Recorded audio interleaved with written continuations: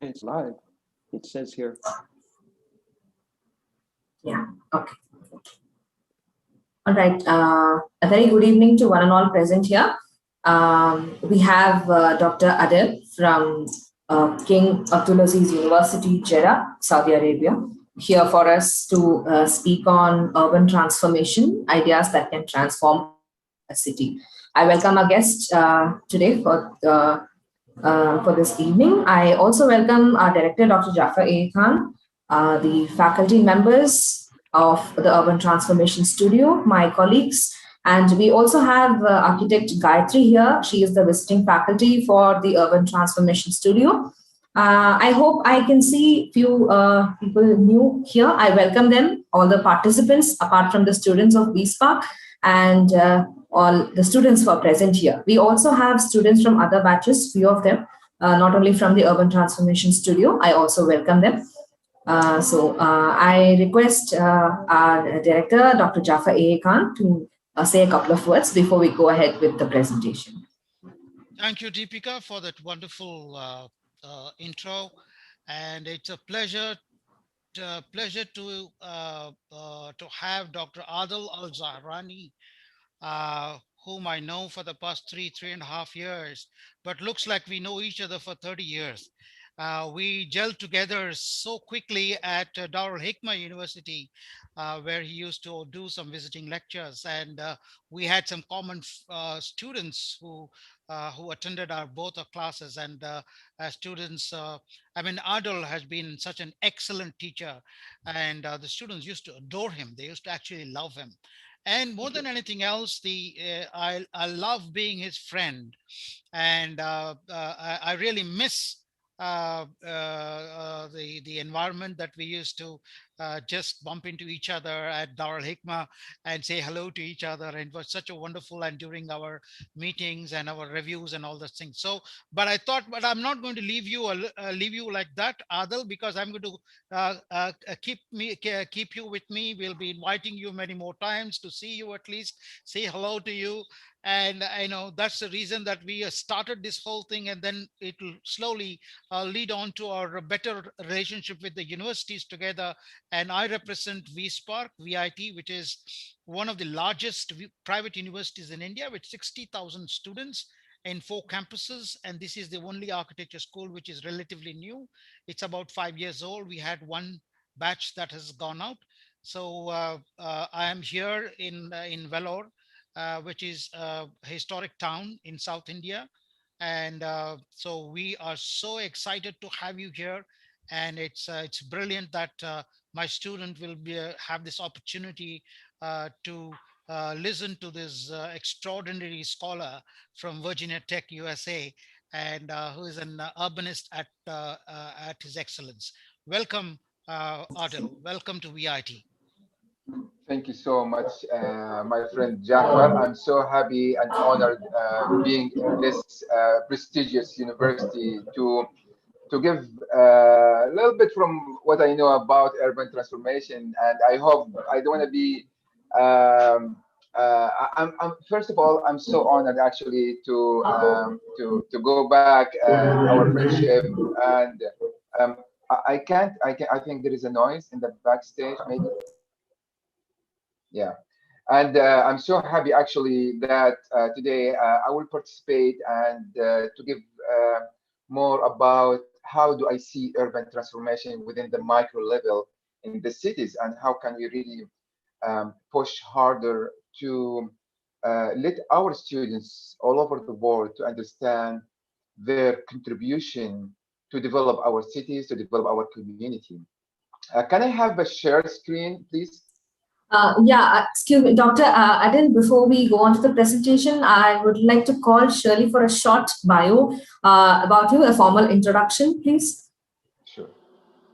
Yes, my name is Adele. I am the Dean of Dr. Adil, we have a bio by the student, so I think it will be better if they give your intro.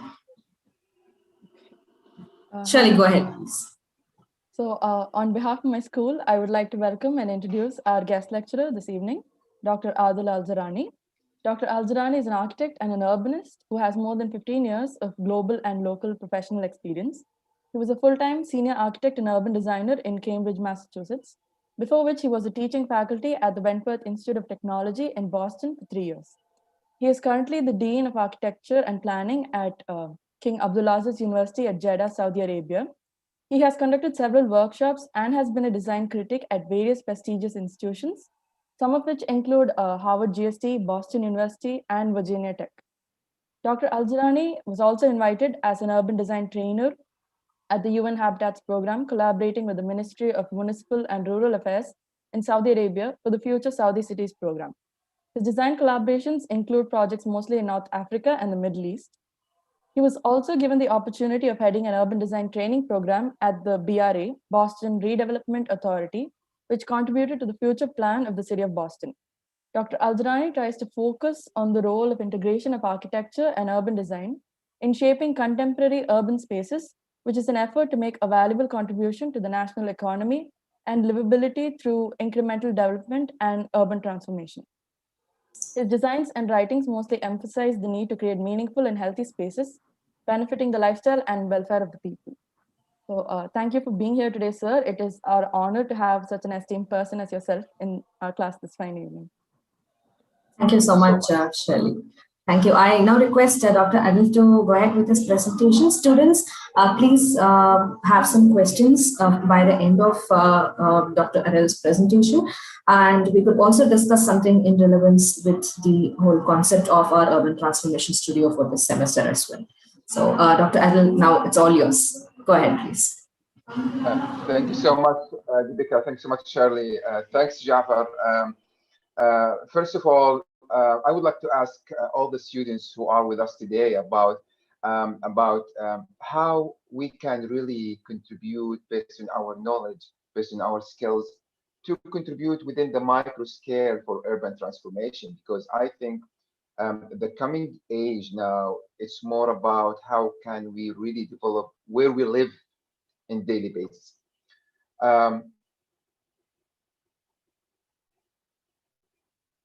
So you can see my screen, right?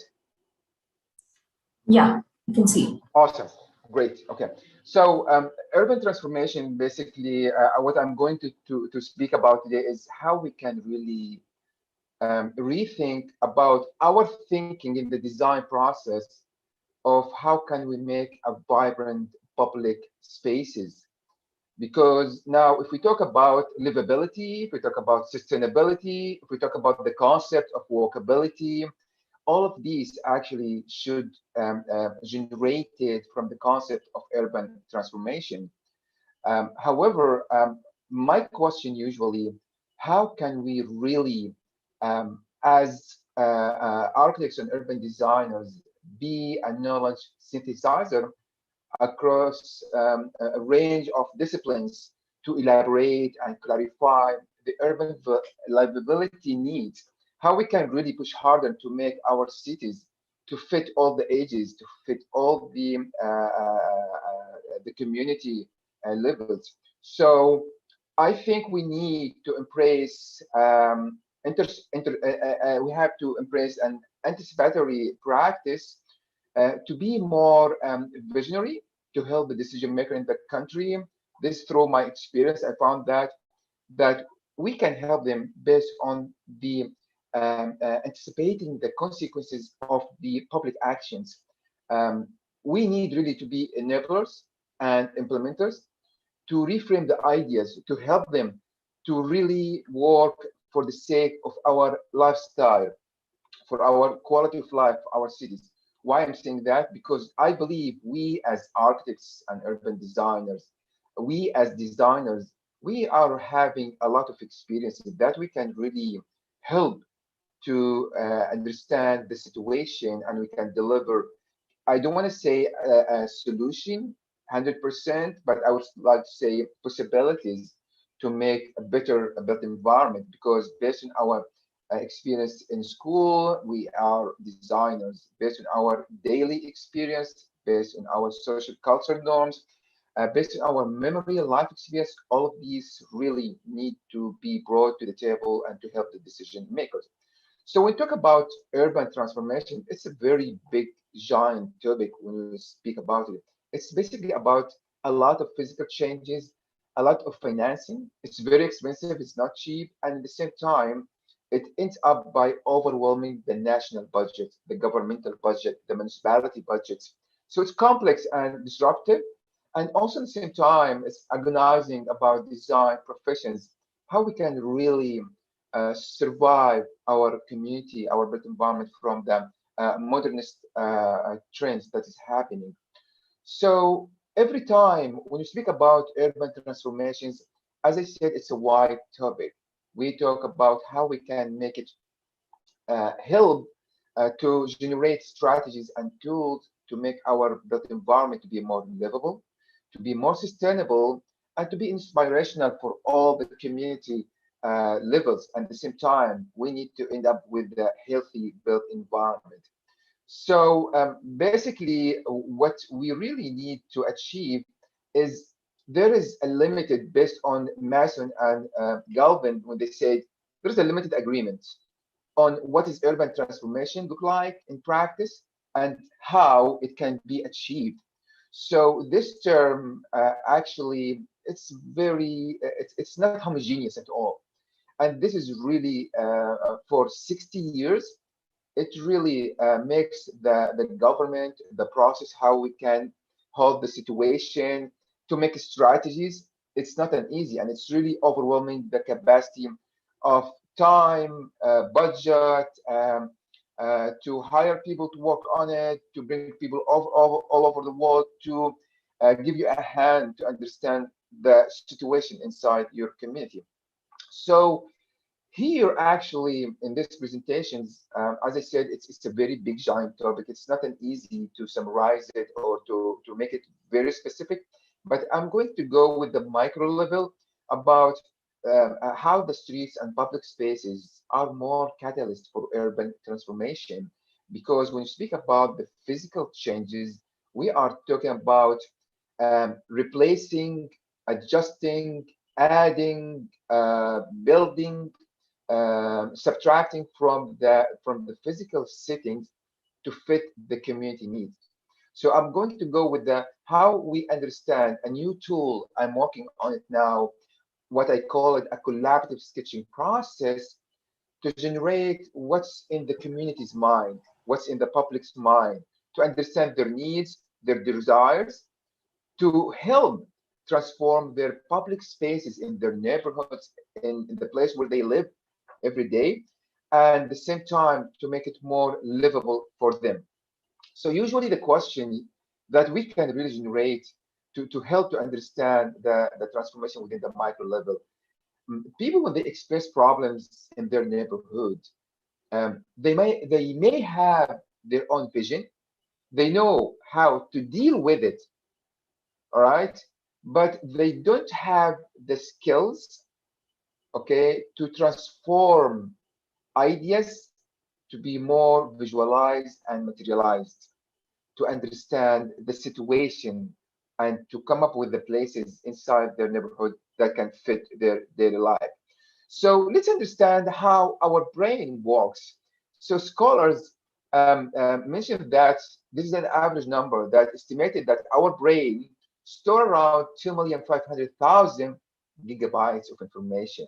Can you imagine this amount of information we are gathering every day within our life through all the experiences that we are experiencing when we get out, when we study, when we meet others, when we socialize, when we interact? It's not an easy. And the pictures are the most powerful tools for our memory when we generate our mental images to understand the situation. This is a very powerful tool. So we retain from that millions of data that we have in our brain, we retain only 65% from these informations. And these information actually basically are images. And we only use 10% from this 65 that can be seen as a very important information. When we look in our room right now, I store a lot of information in my room. But if you ask me right now, seriously, how many books I have in my in my bookshelves here, honestly, I don't have an accurate number. I don't have even approximate number. So this is very important. And this is the scholar called, it's a cognitive template, how we can really bring this data after we store it, and how we bring it to be a materialized information that can really fit the place as a solution, as possibilities to come up with an ideas to help vibrate the community. So we must understand that the description of how people hold in their mind what kind of data. This is very important to understand how the physical settings looks like in their mind, in their brain. And David Cantor, in his book, The Psychology of Place, he understand to make a transformation to any place, you need to understand, even with the decision maker level, the government level, then the designers, then the placemakers, then the lay person, those they have interpretations about the physical settings in their mind. So here, how I'm going really to help to understand that based on the mix of experience they have in their mind, memory, emotion, imaginations, situation they are having within 5 minutes ago, what I'm going to imagine in the future, what happened during when I was a kid, all of these, we need to bring it through kind of like an investigation. So here with the micro level of the urban spaces transformation, how we can really make it fit to the community to be more livable, vibrant, and healthy at the same time.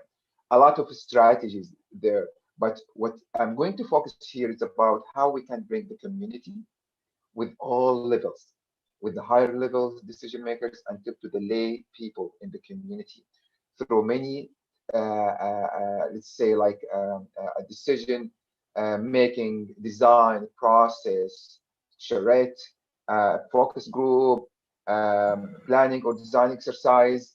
All of these need to be brought to the table, and I need really to bring the idea. So all of us, all of these, I think all your professors, they went through these in the curriculum and taught you these skills.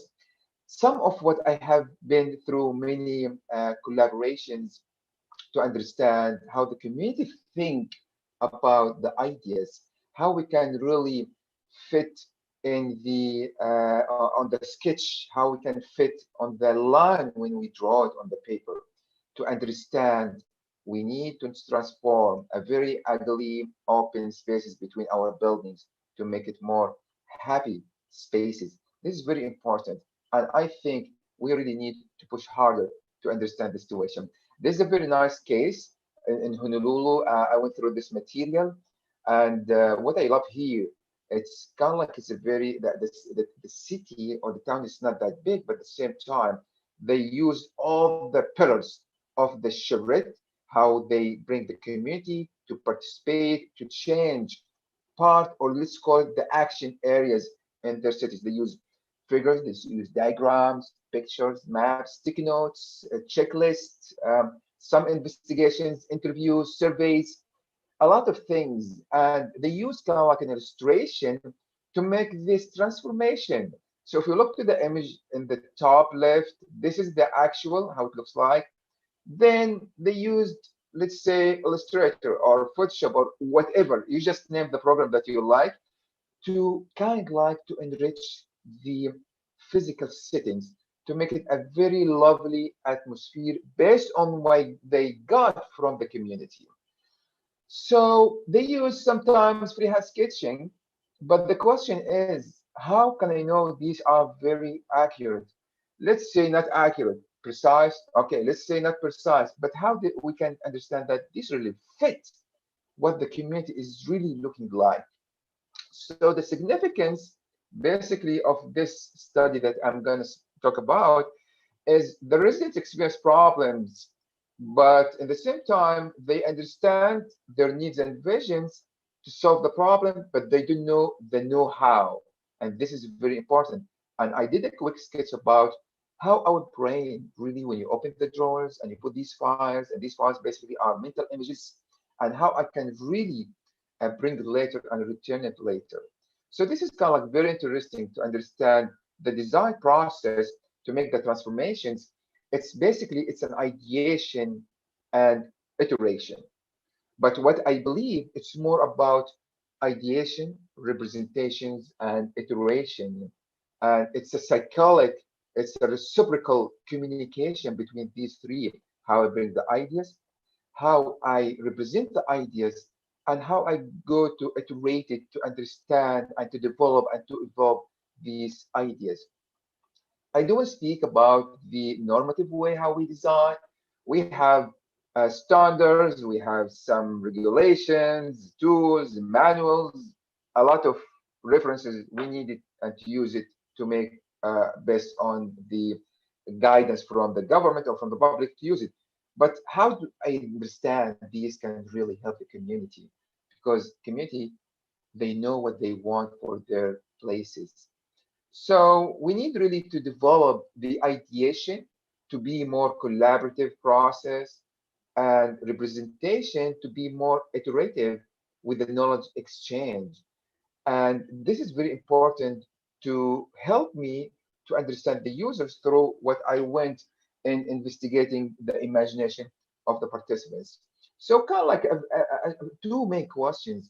How this proposed process really helped to extract to tape and tap the user's need and desire in their imagination to stimulate their mental images and how much this process really offer in terms of I don't want to say precision or specific or 100% specific, but I really need to bring a realistic possibilities to understand. So I kind of like a quick sketch to understand that when we tap and tap into the user's imagination, we stimulate their mental images.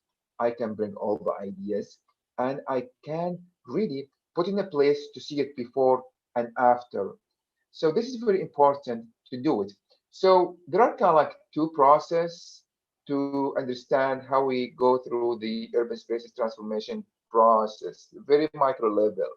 We have a collaborative sketching process, the CSP, and the post-sketching interview that is happening, and how I can really reveal a form of information from their imaginations as lay people, not designers. And I have to be really careful when I investigate and to bring this data. And I really need to not to manipulate their imaginations. So I really need just to bring their raw material from their minds and to bring it on the images on the papers. So it's very important to understand the process of that. So I use like three public spaces. These are three photos.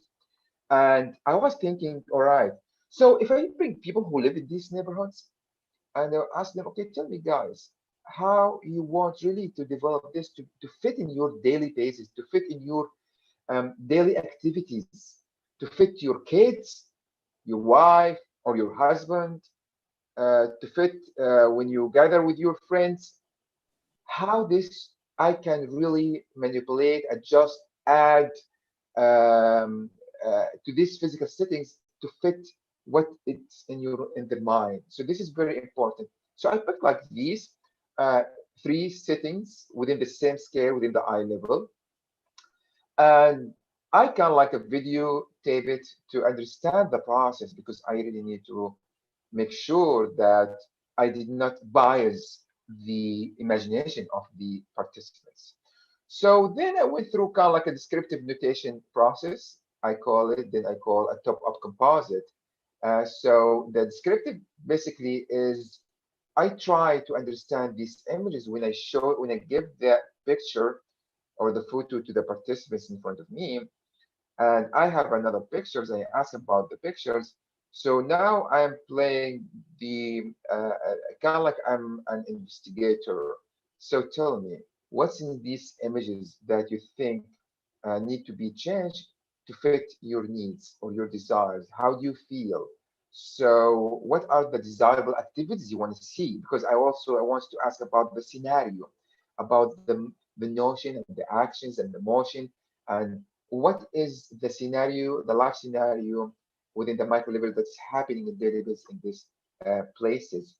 The top of composite, basically, then I use sketches on that pictures or photos to understand what is the necessary characteristics, the qualities that support the activities that the layperson sitting in front of me is imagining and just telling me a story, And what's the rationale behind that that really stimulate their cognitive activities? So this is kind of like a picture about this setting. It's faded 50%. Then the descriptive notation is I ask them about what's the feeling about these settings. Why do you think these really affect your feeling positively or negatively? How you want really to develop it, and why do you think you have that attitude? What is the situation? So I try to recognize the physical settings for the people who live in these spaces. So this is another way of notating the comments about the settings before I start with them. Why I'm doing this descriptive notation?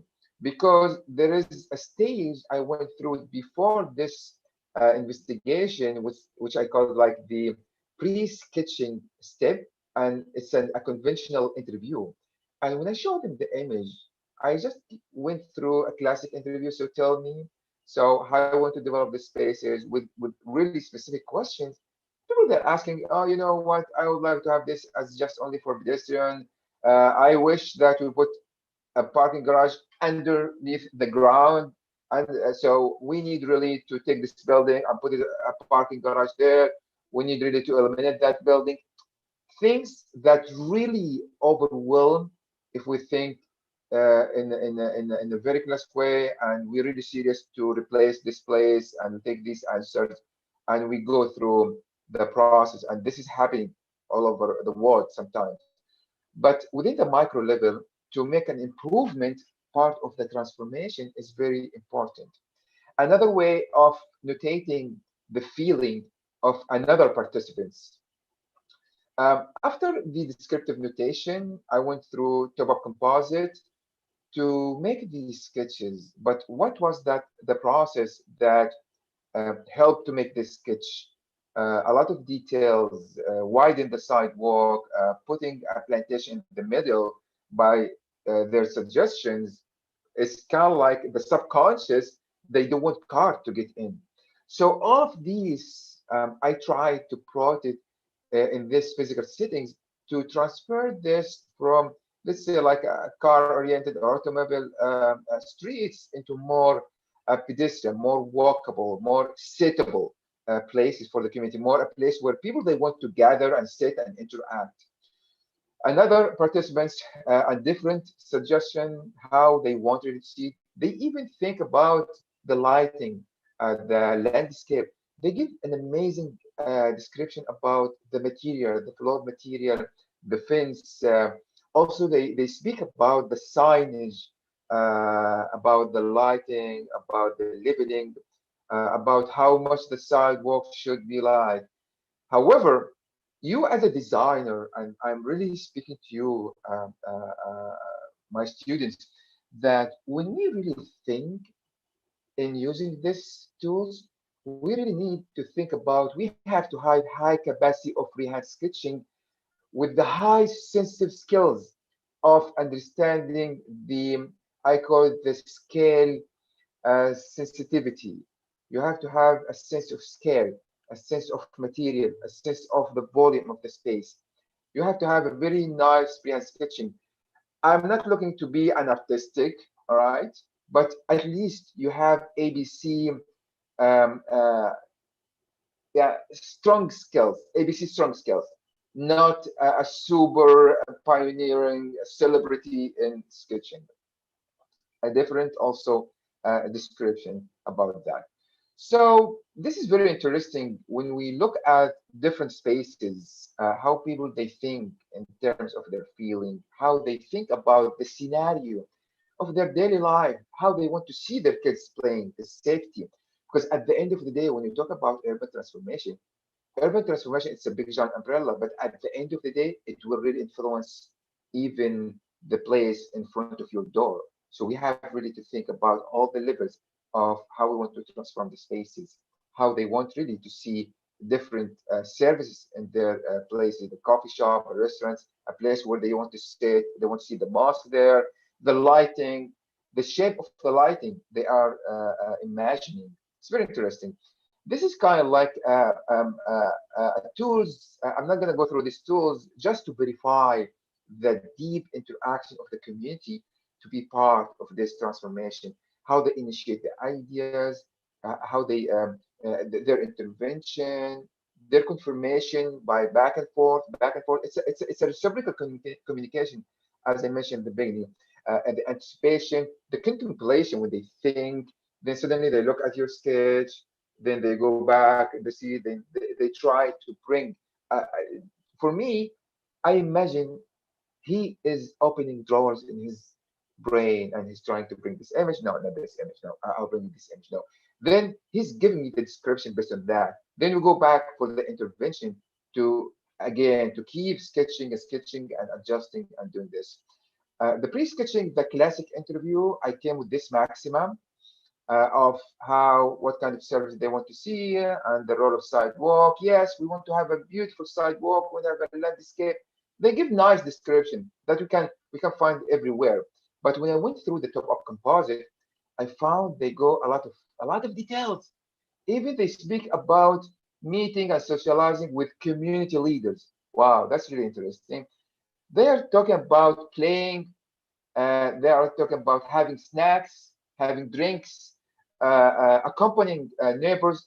These micro social levels help me to understand how I'm going to transform the public spaces inside the neighborhoods to come up with the new physical settings to help the people understand their needs and desires and they can see it. It's amazing when you talk about the gender, then the gender, they speak about the children in space or parents in space or elders in space. Then they go about how these settings as a playground for children, as a place for elders, as a place as nearby cafes. So it's really interesting. Um, how they add when they imagining, they're giving me the scenario, and I found myself I'm adding, right? I'm replacing the material, I'm modifying. So this is to me it was crazy how people they telling you, and you are interpreting their imagination on the pictures in the same time, and you have to be really quick and you have really to respond when they imagine something, because when they imagine something, if you try to fix or suggest something when they imagine, you are really biasing their imagination. You are really leading and orienting their imagination. So you have to be really careful on that. So the rationale of use, the rationale of the location of the bench or the value of this component, why it's very important. Why do you think this place is very important? So why do you think widening the sidewalk? Why do you think the big bench to sit with your elder friends as community leader, this place is very important? Is it because the shadow, or maybe because the physical settings, the entrance wall from here and the fence wall of the house, it making a very cozy corner. So all of these very important to understand the community. All the levels, the macro level, the meso level, and the micro level. I use sticky notes during the interview to understand the time when they want to use this space, because I cannot make the transformation without understanding, okay, this place will be used evening time, early morning time, during the weekend, during the summer, during the vacations. All of these are very important. Who are using these spaces? Their ages. Are they older only? Teens? Right? These are very important. Is it only for families? All right. The sitting, when I say, okay, putting the TV, they say, oh, let's put the TV here to watch the soccer ball. Okay. And we want to bring some drinks and we want to sit and we're together.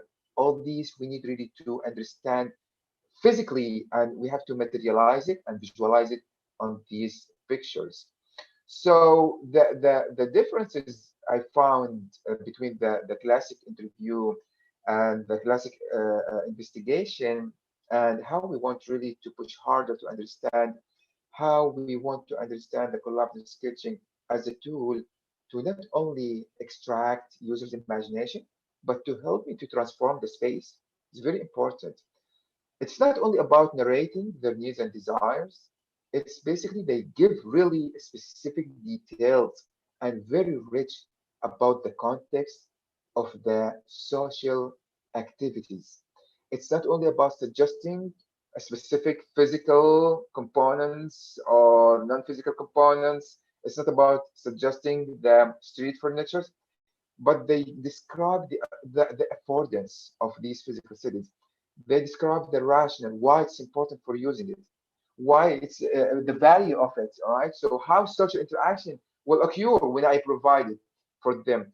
They don't only suggest describing major social activities, but they give the micro level of these social activities. Kind of like it's just I did kind of like a net to understand the physical settings and how it's very important. But because the sake of the time, I don't want to go into very deep details on these here. This is kind of like, again, it's a tool to verify, to really understand. This is a tool that really can help as a new way of community participation as a participatory design. So I will show you a video here for 3 minutes, quick, just what happened during the process.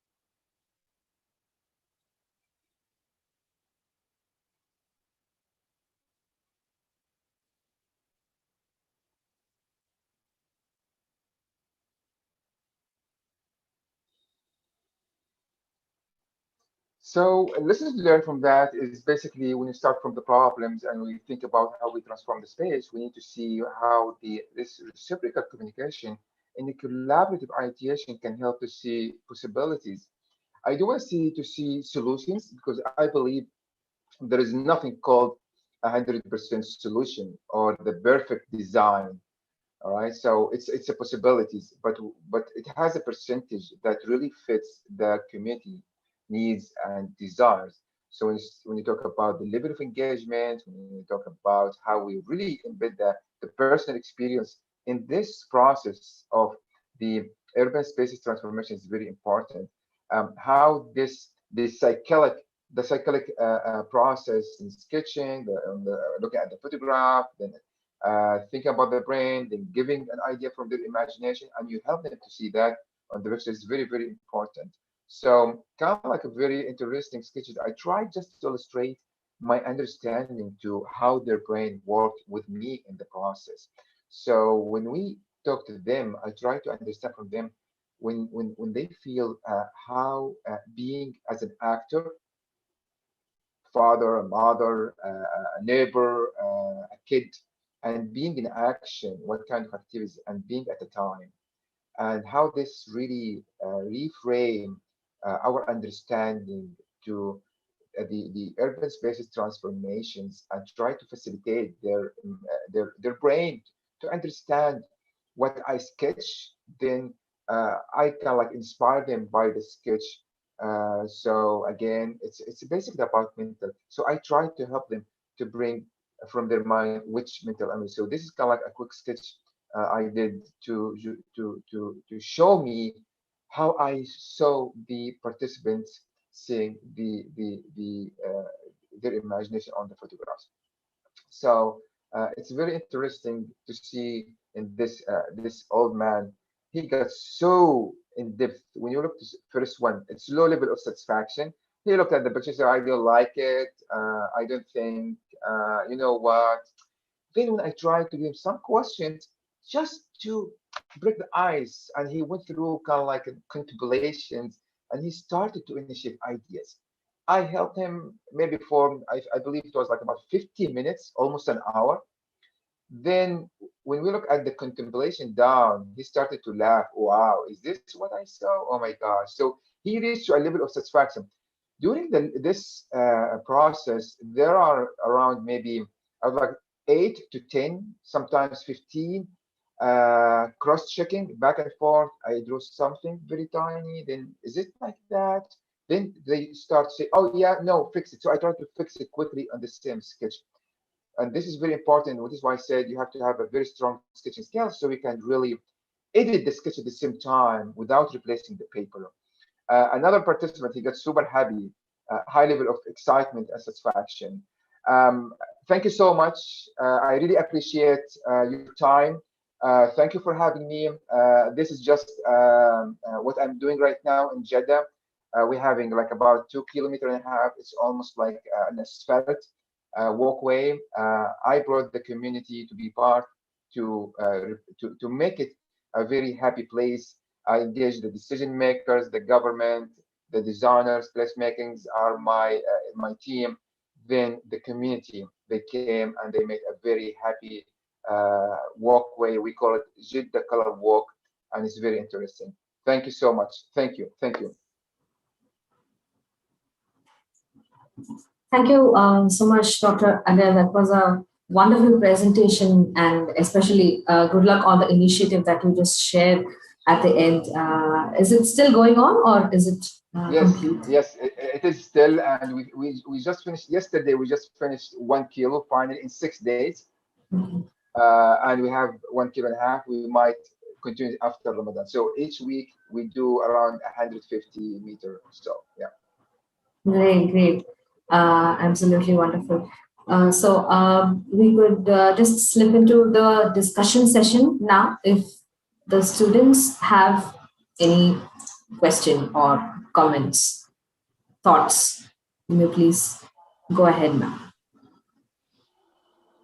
So, Adil, actually, I think I'll start the question session. Such a wonderful presentation, and I've been seeing through Instagram posts by some of your students on the urban, the walkways being painted in Jeddah. It's such a wonderful experience. I really miss it. But the question is that in India, there's a big talk about smart cities. I know there's a Yes. big thing, and there's a huge investment from the government and the quasi-government organization in order to improvise or transform the cities into smart cities. But sometimes I feel this whole idea of smart cities is a completely misnomer. And particularly in my street, I keep posting it in my Facebook. There's a small street which is hardly about less than 50 meters in length. But just by calling it smart, they have planted about 3 or 4 signboards, which is made out of stainless steel and then painted. And they put a board, it's a smart city, but there's actually no road to walk, no road properly done. And there is a whole lot of parking violations and stuff like that. And there's absolutely no botheration about the noise level, which makes us completely disturbed living. But uh, the question is that does the idea of smart city has got anything to do with transformations at all? Because the way you are describing us is a very meticulous way of looking at things, from street to street, from corners to corners, circles to circle, how the community can be involved in this. It's not about the mega level thing now. So if you have one street transformed, it can multiply into multiple streets, because people will look at it, and then they'll start pressurizing the local government to do something about it. So, is there anything? I mean, is smart city concept is it working somewhere, or is it really a conceptual thing? It is just imagination, or in your experience, have you come across a city which is in the name of smart city has really contributed to the urban transformation? All right. When we speak about smart cities, I believe basically when we think about smart urban transformation, we are talking about a smart systems to manage the transportation, to manage the street, to monitor the quality of how people using the spaces. And I believe tech companies have come out forcefully, kind of like let's say, especially now during the COVID-19 and travel ban, and this kind of like stand on, I would like to say, subtler questions of social optimization. So if we think about how the community as part of the smart system, we are talking about how this can make their life happy. But at the end of the day, we think about the concepts of a dream of the future. And this is true in terms of innovation, the Internet of Things solutions. Many are already active and expanding rapidly in most of the cities around the world. Municipal governments are leveraging now the cellular and low power wide areas, what's called, I think, LPWAN, something like that, LAPWAN, wireless technologies. And I believe smart cities now, we are talking about the smart infrastructure, we are talking about efficiency, the convenience, and quality of life for residents and visitors alike. So we are talking about the big giant umbrella, how we can build the future of cities through using adopting the system and technology as a framework. Um, Hopefully I answered the questions. And I think citizen engagement with smart city ecosystem in various ways, okay, is very important. There is two parts. The first one is you bring the community to shape their spaces. And there is another citizen engagement. They use sometimes various ways. For example, they use smartphones and mobile devices and how they are connected cars and homes and my working places. Uh, they use kind of like parent devices and big data. Okay. with the city physical infrastructure as a service that really cause and improve sustainability, if we can call it in this way.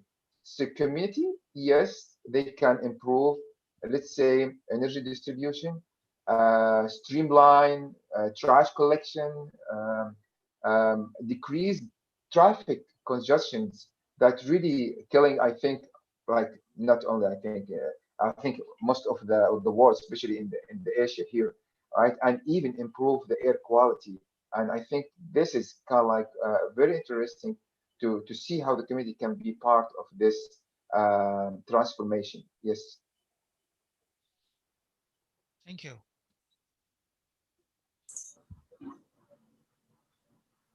Well, I've been part of some community design situations in Canada where they have a law that all towns have to have a community plan, and it has to be renewed every 10 years. So a lot of communities try to rubber stamp it and not do anything, right? Because it's a big deal to get the people out. And one of the things I noticed is that, a lot of this stuff is presented textually, paragraph 1 point B, paragraph 1 point C, and then somebody stands up front and starts reading it and says, any opinions on that? And people are sitting at the tables, sipping their coffee, not even knowing what's really going on. And getting a real involvement is really, really hard. You got all these tables where people sometimes are spread out in a large room and everybody's kind of supposed to be working. And at the end of the day, it's kind of like generic, and you wonder why you even did it, because it ends up being, like everybody says good things. But so I think what you presented is really potentially very powerful. Have you ever tried it? If you can, there's equipment like this. Have you ever tried projecting that whole system on a wall and getting a whole room involved? Yes, this is what I'm working right now. I'm also engaging some neuroscientists with me to engage with me. So now we are now developing some devices, some helmets to generate a lot of ideas. Yeah, so it's Helmets. very interesting. Yes, Helmet? yes. So Oh, I was I'm thinking more like, you're working individually, like this one-on-one kind of thing, right? So you got a yeah, community, and to get a representative group of a community, say of 10,000 people, you'd have to do a one-on-one session with 150 people. That means you have to do 150 hours of sitting with someone doing drawings, and then you have to compile them, okay? So say you get a yeah, room of 150 people, and you can project this whole thing onto the wall. And then you can draw on that drawing that everyone is seeing at the same time, and yeah, have the same discussion, but instead of one-to-one, you have the discussion with 150 people.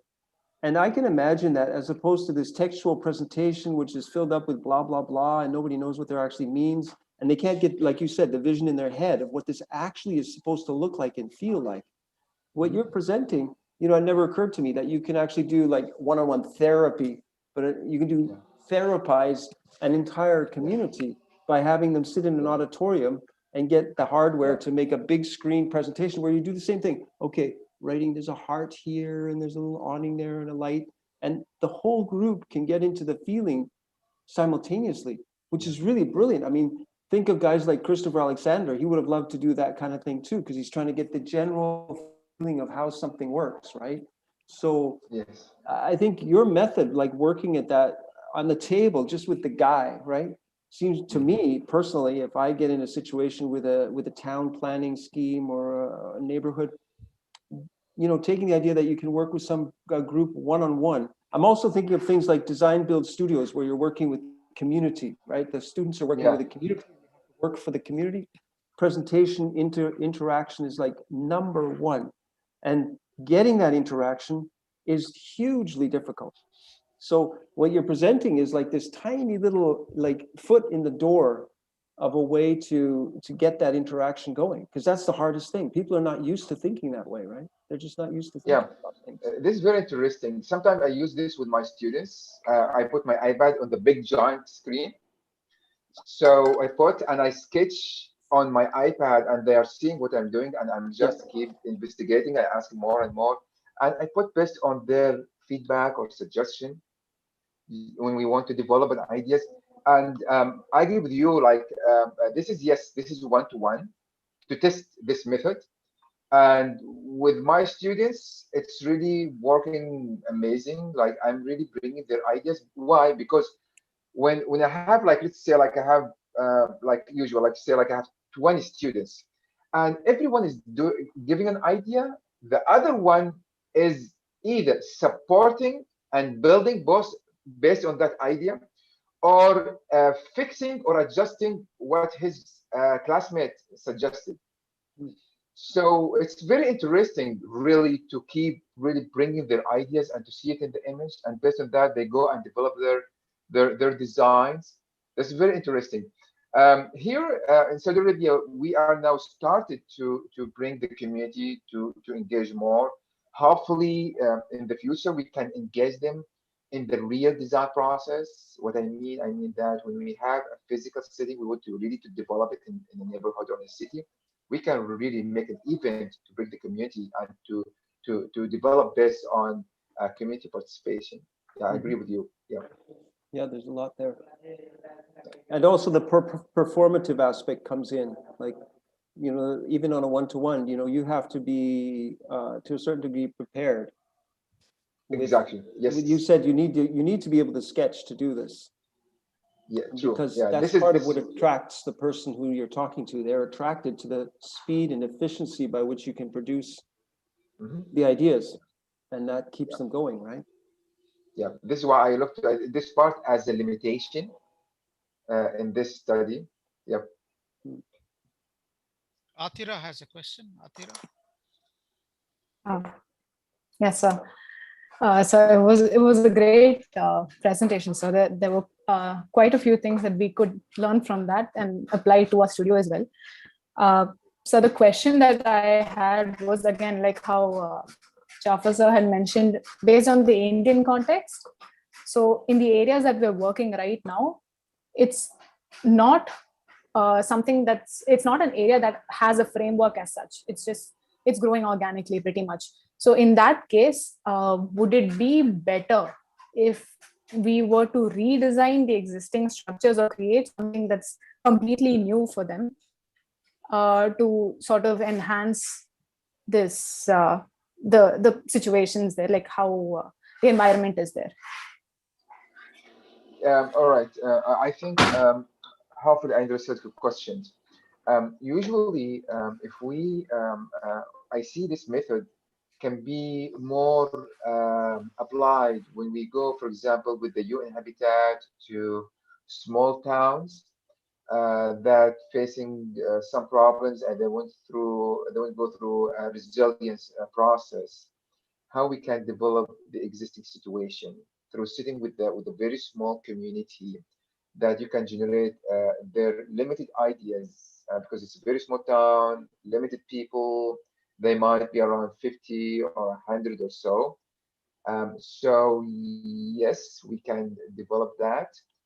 But again, this is still under examining the process. But I believe, yes, this can really give a high input if we really keep examining this method. Did I answer the question?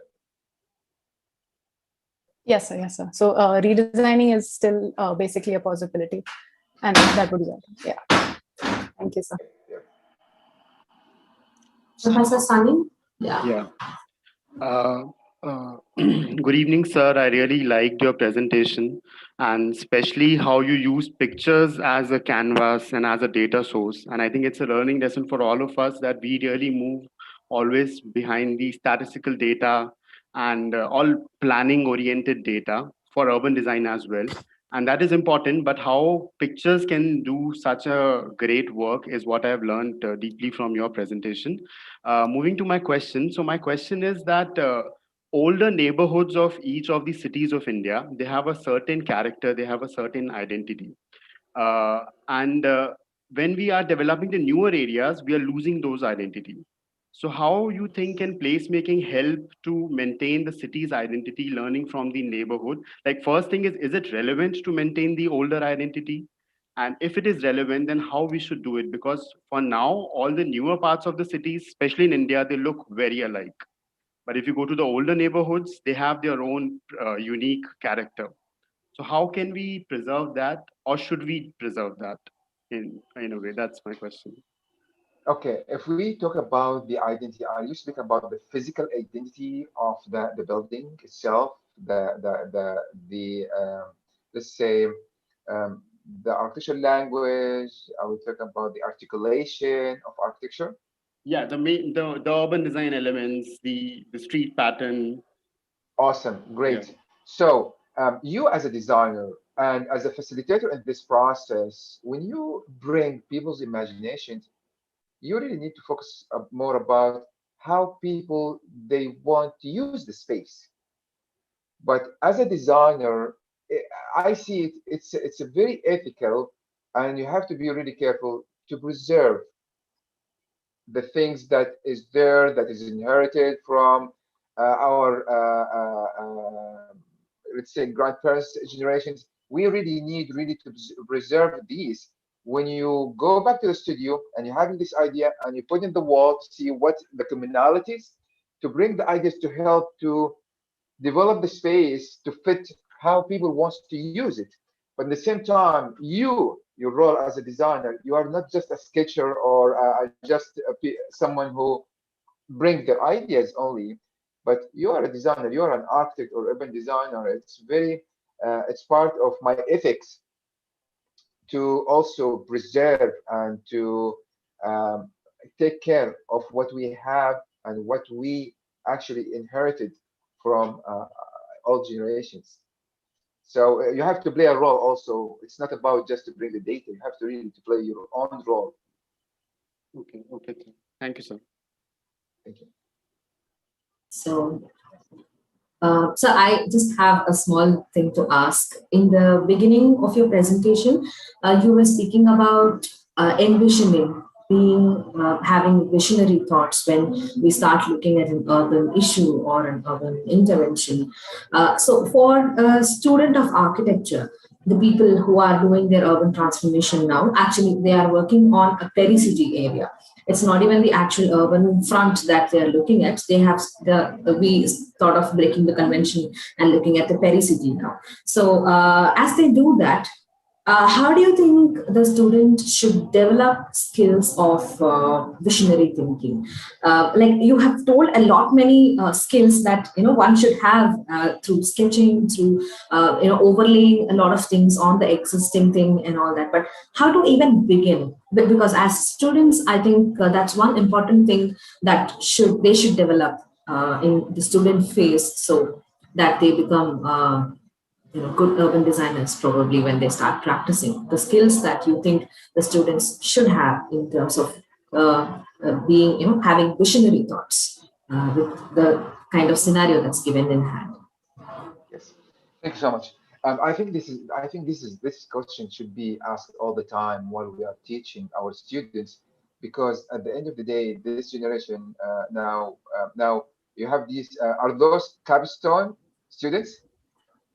No, it's the urban transformation studio. So it's All right. 1 year behind capstone.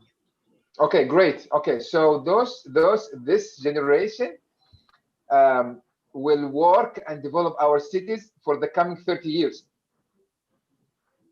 And we have really asking these questions that how we can help them, at least to give them the tool to build their own knowledge. They have really to have the knowledge that they can contribute and they can be an assistant to the decision maker in the city and the country based on their understanding. They have really to understand, number one, the ethics as an architect. I really need to understand about the ethics when I deal with the social equity, when I deal with the social capital, when I deal with the health and public health, how I want really to have the community to be part of the vision of the country. This is number one. Number two, it's very important to not only rely on what they have in the studio and the schools. They have really to go through a self-learning process. And because I am a dean, we are working on academic accreditation, and Jafar knows that now. It's a very now hot topic in Saudi Arabia. We are all the schools working on it. So now in accreditation, part of the learning outcomes of the program, learning outcome of the course, students should really go through self-learning. They have to have high level of curiosity to understand what's going on. In India, I know I have a lot of Indian friends. I know there is a huge urban transformation happening in India. And I'm receiving every Friday an email from Smart Cities Organization in India about what's going on in there. And this is part of the knowledge feeding, knowledge exchange, being in events. I'm an architect, yes, but my undergrad is architecture. But when I went to the States, I found the situation is different. Okay, I might see myself as an excellent urban, as an excellent architect, because I don't know, like my friend says, I'm a good architect, but I don't know. But when I went there, I found that if I design a very interesting, beautiful, nice building, but the platform, the streets, the open spaces are ugly, what's the point from my beautiful architecture?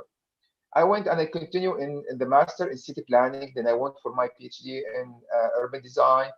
My advisor was landscape architect, Professor Patrick Miller. I really learned a lot, not from only the curriculums, but from being shadowing my advisor.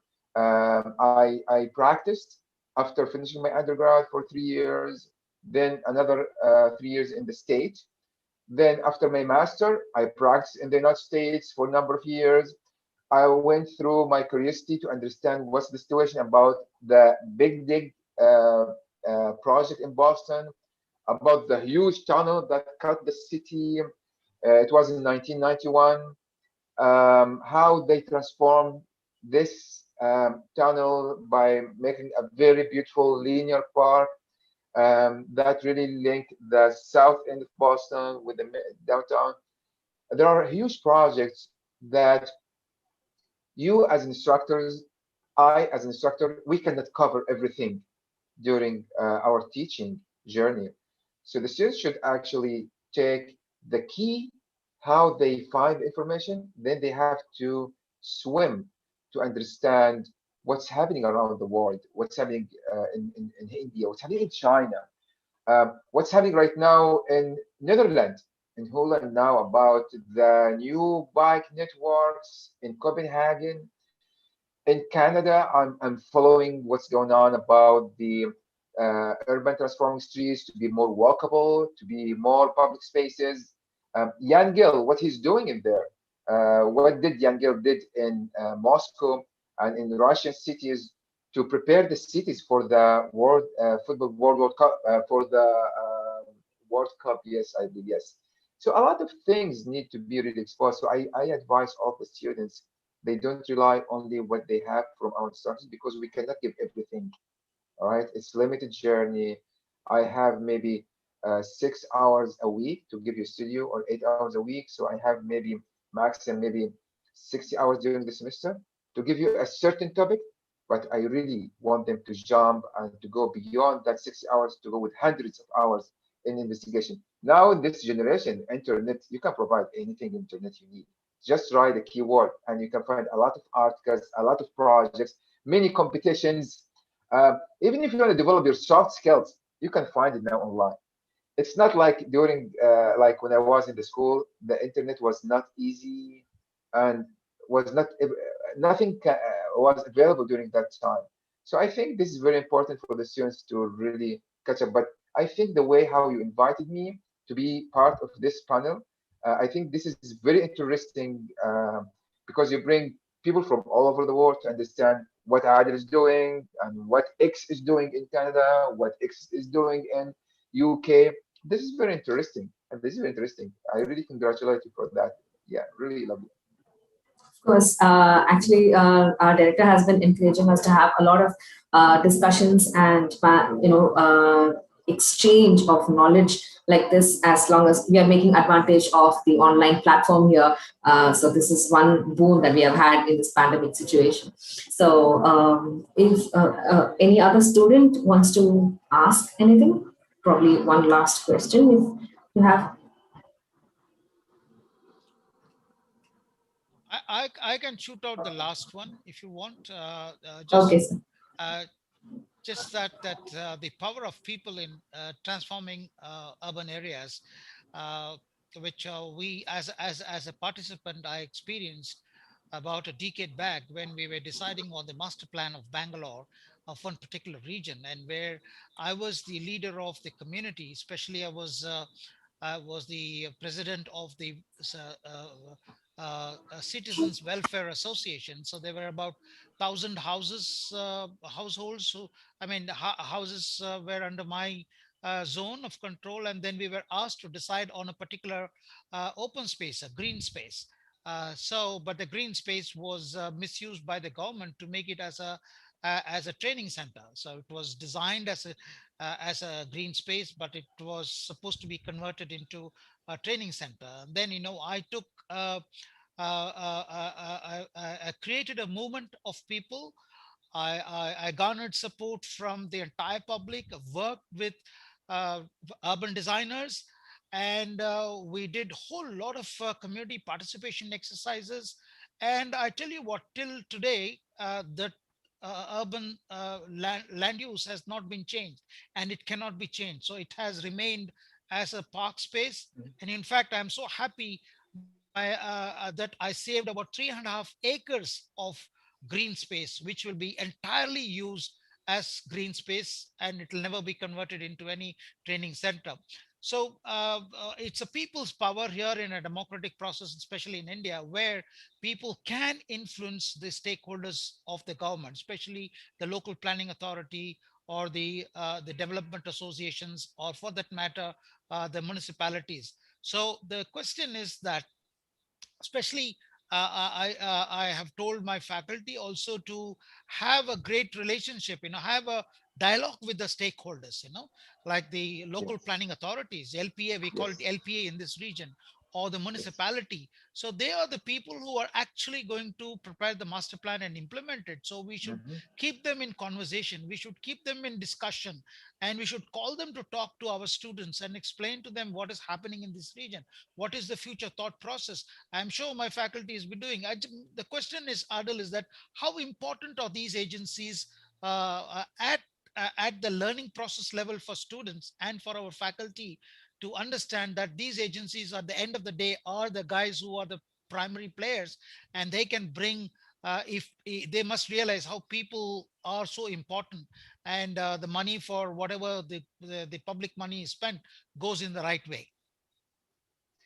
All right, this is a very important question, and this is what I'm experiencing right now in the initiative that I'm working on it.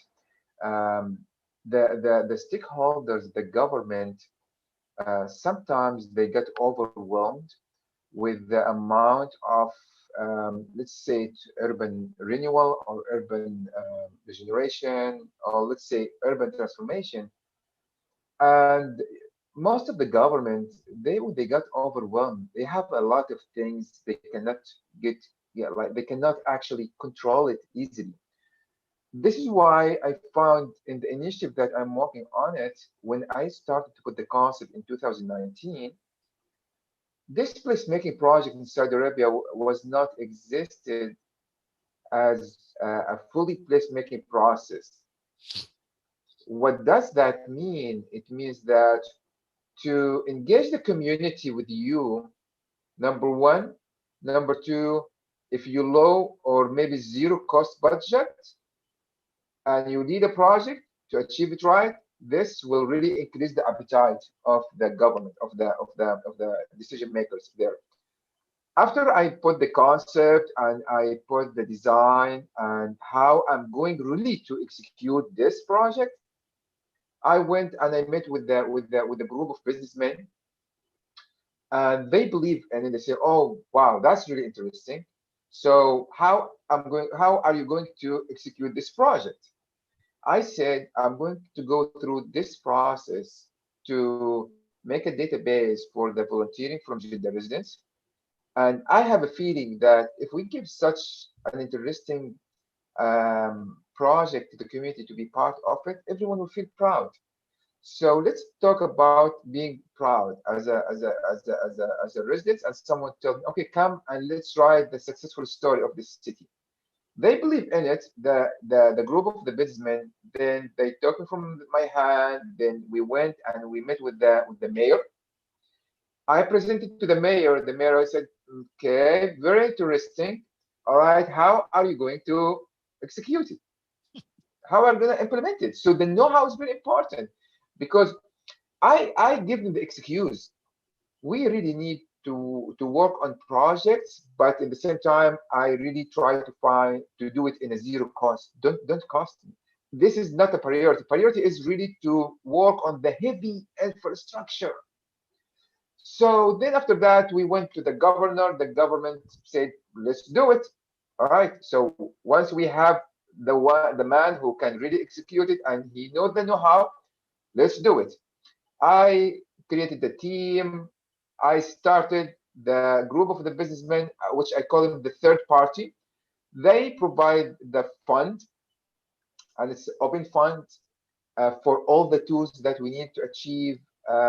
I use my students first to be part of this project. I use the social media to market it.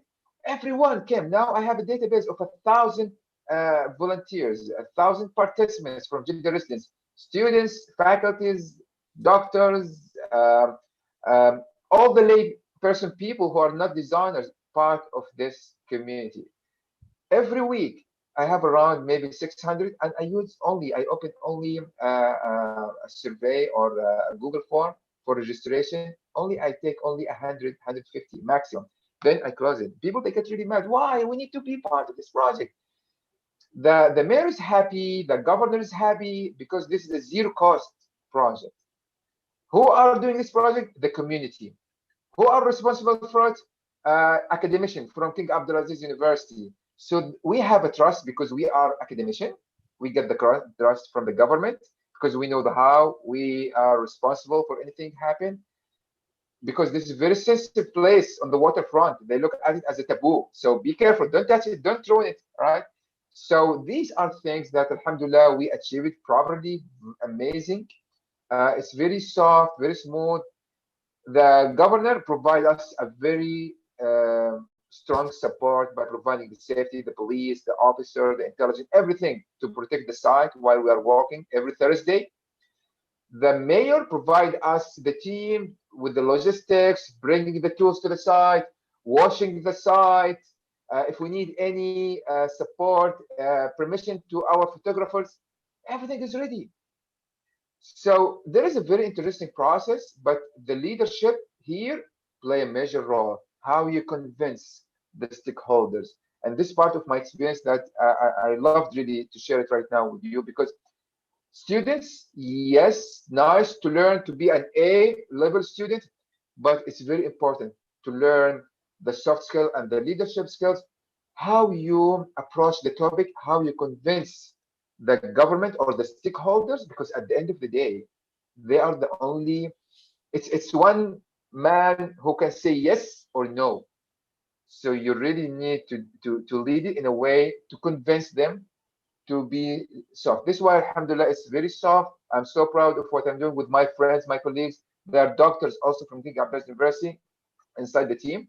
And we have full support from the government, from the high level of the government. Yep. So wonderful, Adil.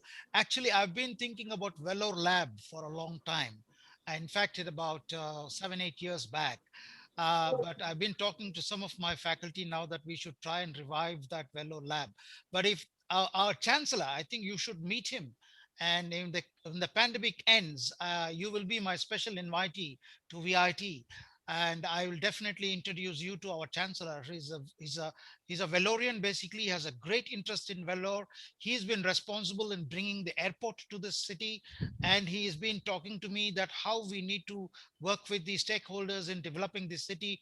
In fact, this Valor Lab is under thought process right now. But through this platform, I I I personally invite you to be our advisor at some point of time for Velour Lab, and we'll be very delighted to have you, because this Velour Lab will decide how community participation will transform this city. And like you said, We are just not bothered about the money. It's not the money that matters. The moment you talk about money, the stakeholders will run away. The stakeholders are the people, because it's the people who can change the city. And it's a wonderful insight that you have given us. And I would definitely love to have you as an advisor for our Velo Labs future work. Thank you, Adil. It's been wonderful, wonderful conversing with you.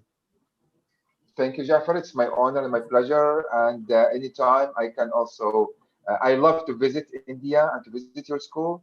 Hopefully, this situation for the what's happening now, COVID-19. Hopefully, I really want to travel, and I believe that my first travel will be to India, because next destination I want to really travel after opening the travel to Asia. So it's my pleasure also to visit your school. Yes, absolutely. Thank you so much. Thank you, Jafar. Thank you so much. And I want to say something here. This project that we are working on it right now, it's the first project in Saudi Arabia now that we really now send the message to the stakeholders in the government that we can really bring the community to be part of this community. So yes, we are creating a very colorful walkway. So there is another thing will come later, the lighting and the urban furniture to this place. But what I'm looking for long term is to work on a heavy transformation to really transform streets from being a street into plazas, into public spaces, into squares. So, but we cannot really go to this heavy transformation until really to send the message that we can do it as part of this country, and we really need really to pay back to the country. They send me to go overseas and to learn from best university in the state, and this is the minimum that I can really give back to my country. Yep. Thank you. Absolutely. So, sir, we have come to the end of the session today.